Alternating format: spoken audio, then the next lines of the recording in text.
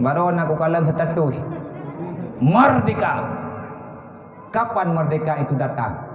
Kalau ATM Anda tidak lagi di tangan istri. Tapi kalau ATM Anda masih di tangan istri, tabungan Anda di tangan istri, berarti Anda belum merdeka. Nyan suami-suami takut istri. Iya sih.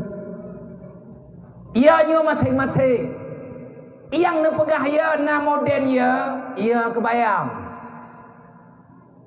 Lagi orang kaya, gepegat rumah raya, gepake jendela kaca yang warna hitam. Tengah malam, natak tu ilua, wate gepuka getarik gorden, deh bayang drog bak kaca, ong gepluang. Gepikir orang ilua padahal bayang drog.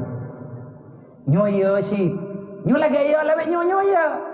Bila khaufi, Allah mencampakkan rasa ketakutan yang berat kepada kita. Tapi maya getanya urang beriman hana perlaya ya tat lagi na pegah li bapak kapolsek kuno.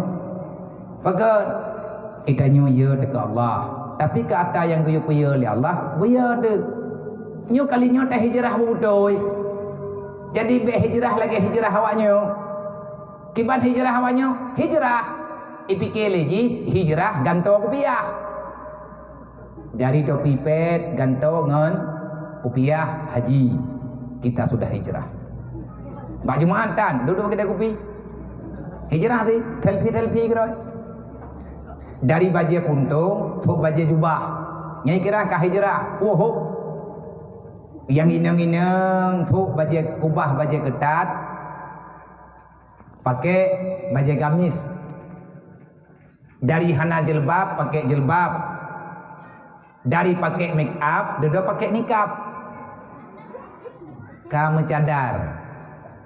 Tulis pegang status deng selfie wanita hijrah alami. Ngan selfie-nya hijrah semayang tan. Ya beut han semayang tan.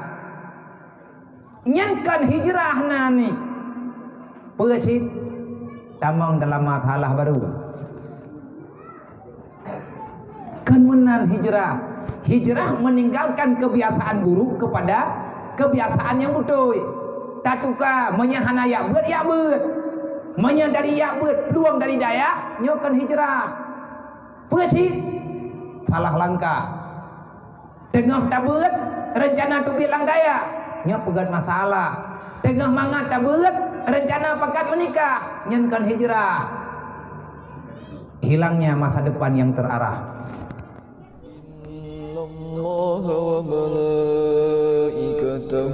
يصلون